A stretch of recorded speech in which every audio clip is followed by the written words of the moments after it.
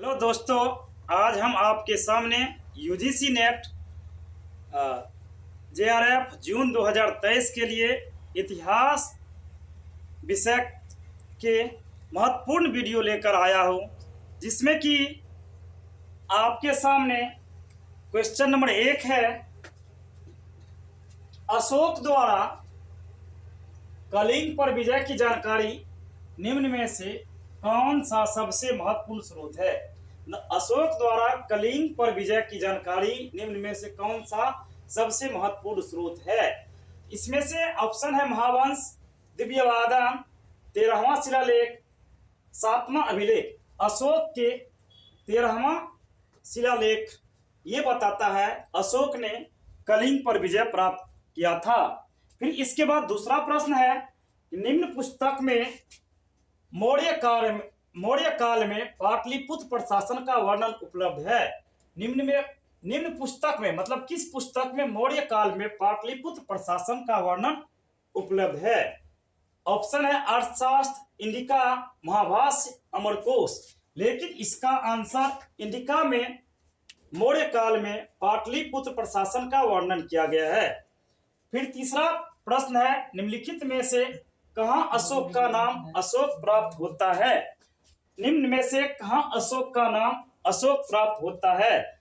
Option है अशोक का निट्टूर अभिलेख या नेत्तुर अभिलेख, समुद्रगुप्त का इलाहाबाद प्रशस्त अभिलेख, इसके बाद अयोध्या अभिलेख, डी में है खारवेल का हाथी गुफा अभिलेख। लेकिन इसका आंसर है अशोक का निट्टूर अभिलेख में अशोक का नाम अशोक है। अशोक का नाम अशोक जो है अशोक के निट्टूर अभिलेख में से पता चलता है। फिर इसके बाद चौथा प्रश्न है, निम्नलिखित किस विषय पर कौटिल्य के अर्थशास्त्र में न्यूनतम जानकारी मिलती है? निम्नलिखित में किस विषय पर कौटिल्य के अर्थशास्त्र में न्यूनतम जानकारी मिलती है? गुप्तचर व्यवस्था है, व्यापार मार्ग है, कृषि पद्धति है, राजस्व प्रबंधन है। लेकिन इसमें अगर आंसर होगा कृषि पद्धति, मतलब कृषि पद्धति में कौटिल्य के अर्थशास्त्र में न्यूनतम जानकारी मिलता है। फिर पांचवा प्रश्न है, निम्नलिखित में से कौन सा युग्म सुमेलित नहीं है? तो कौन सा युग्म सुमेलित नहीं है कह रहा? मृक्षकटिकम शुद्रक ने लिखा है, इसका मतलब एक सही है। तर्कशास्त्र वसुबंधु लिखा है, बी भी सही है। सी में किराता जुनियम भारवी लिखा है, यह भी सही है। लेकिन यहाँ कहा कौन गलत है? डी में है रावण वध, यहां दिया है भावभूति, जो कि डी में सही है, क्योंकि रावण वध को किसने लिखा है? भाटी काव्य महाकवि लिखा है, मतलब रावण वध को लिखा है भट्टी काव्य, लेकिन यहाँ लिखा है भावभूति, इसलिए ये गलत है। फिर छठा प्रश्न है, बौद्ध साहित्य में कितने पीठक का वर्णन किया गया? बौद्ध साहित्य में त्रिपीठक मतलब 3 का वर्णन किया गया है। फिर आगे जो मेरा टॉपिक है इसमें साहित्यिक स्रोत है। अब हम साहित्यिक स्रोत को लेकर चले, साहित्यिक स्रोत को संक्षेप में आज बताते हैं, इसके बाद इसको पूर्ण रूप से और बढ़ेंगे। लेकिन संक्षेप में साहित्यिक स्रोत को कितना भागों में बांटा गया है? 3 भाग में। एक धार्मिक साहित्य है, दूसरा धर्मेत्तर तथा लौकिक साहित्य है, तीसरा विदेशी साहित्य है। मतलब साहित्यिक स्रोत को 3 भागों में बांटा गया है, धार्मिक साहित्य में, लौकिक साहित्य में, विदेशी साहित्य में। लौकिक साहित्य को धर्मेत्तर साहित्य भी कहा गया है। फिर अगर धार्मिक साहित्य में कौन कौन है?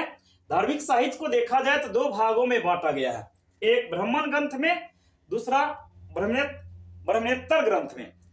लेकिन ब्राह्मण ग्रंथ में कौन कौन सा आता है इसका चर्चा हम करें। ब्राह्मण ग्रंथ में वैदिक साहित्य है, महाकाव्य है, पुराण है, स्मृति ग्रंथ है। मतलब ब्राह्मण ग्रंथ में क्या सब आता है? वैदिक साहित्य है, महाकाव्य है, इसके बाद पुराण है, स्मृति ग्रंथ, ये ब्राह्मण ग्रंथ में आता है। ब्रह्मणेत्तर ग्रंथ में बौद्ध साहित्य है और जैन साहित्य है।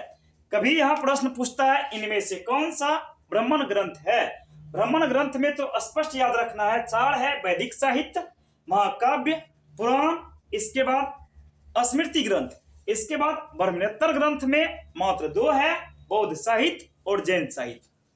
फिर इसके बाद धार्मिक तथा लौकिक साहित्य में थोड़ा सा बड़ा है, इसलिए जगह के अभाव में हम इसको दूसरा वीडियो में कवर करेंगे। लेकिन यहाँ विदेशी साहित्य के बारे में जब चर्चा कर लेते हैं।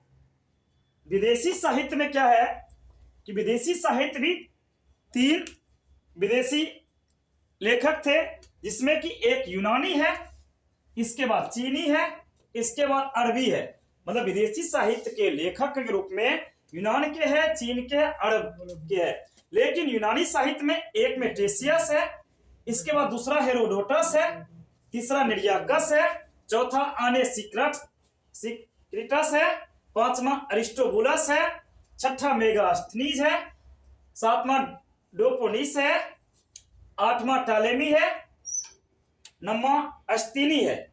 मतलब यूनानी साहित्य में क्या क्या है? टेसियस, हेरोडोटस, निर्याकस, आने सिक्रिटस, अरिस्टोबुलस, मेगास्थनीज, डोपोनिसस, टालेमी, इसके बाद सिस्तीनी। मतलब इस तरह से चर्चा किया जाए तो ये चर्चा किया गया है यूनानी साहित्य में क्या है? हेरोडोटस, इसके बाद है टेसियस, निर्याकस, आने सिक्रिटस, अरिस्टोबुलस, मेगास्थनीज, डोपोनिसस, टालेमी, सिस्तीनी। इसके बाद चीनी साहित्य में जो लेखक है, चीनी साहित्य के लेखक में फैयान, सुंगपुंग, वैनसांग, इत्सिंग, लविली, मातलिनी, चाओजुकुआ। फिर अरबी साहित्य के लेखक है अलबरूनी, अलमसूदी, सुलेमान, अलबिलासी। मतलब यूनानी साहित्य के लेखक में कौन कौन है? Ctesias, Herodotus, Nearchus, Onesicritus, Aristobulus, Megasthenes, Dionysius, Ptolemy, सिस्तीनी। लेकिन चीनी साहित्य के लेखक अगर चर्चा किया जाए तो फैयान, सुंगपुंग, वैनसांग, इत्सिंग, लविली, मातविलिनी, चाओजुकुआ। अरबी साहित्य के लेखक में कौन कौन है? अलबरूनी, अलमसूदी, सुलेमान, अलबिलासी। फिर इसके बाद धर्मेतर साहित्य या लौकिक साहित्य है। इसमें कुछ क्या है? इसमें ऐतिहासिक रचनाएं है, अर्ध ऐतिहासिक रचनाएं है, जीवन परक ऐतिहासिक रचनाएं है। जिसमें ऐतिहासिक रचनाएं में अर्थशास्त्र है। अर्थशास्त्र को किसने लिखा? कौटिल्य ने। फिर इसके बाद नीति सार है, कामदक है, राजतरंगिणी है, कलहन है। फिर इसके बाद अर्ध ऐतिहासिक रचनाएं में क्या है? कि रासमाला रामेश्वर लिखा है। इसके बाद कृति कौमुदी सोमेश्वर लिखा है। प्रबंध चिंतामणि मेरुतुंग ने लिखा है। प्रबंध कोश राजशेखर ने लिखा है। मुद्रा राक्षस विशाख दत्त ने लिखा है। अष्टयाध्यायी पाणिनि ने लिखा है। महाभाष्य पतंजलि ने लिखा है। इसके बाद है जीवन परक ऐतिहासिक रचनाएं में अगर बुद्ध चरित किसने लिखा? अश्व घोष ने। हर्षवर्धन वन भट्ट ने लिखा है। गोंडवाहो वमपद लिखा है। ओयाश्रय काव्य है, हेमचंद्र लिखा है। इसके बाद रामचरित संध्याकर नंदनी लिखा है। पृथ्वी राज विजय जयानर ने लिखा है। इसके बाद विक्रम देव चरित बिल्हन ने लिखा है। इस तरह से अगर चर्चा किया जाए तो ये साहित्यिक स्रोत है। इस साहित्यिक स्रोत में एक छोटा सा वीडियो और हम बनाएंगे जिसमें कि आप देखने के बाद सभी प्रश्नों को हल कर सकेंगे। ये सिर्फ यूजीसी नेट जेआरएफ के लिए नहीं है, बल्कि यूपीएससी हो, बीपीएससी हो या विभिन्न यूनिवर्सिटी में जो एग्जाम लिए जाते हैं, इतिहास के लिए महत्वपूर्ण वीडियो है। धन्यवाद।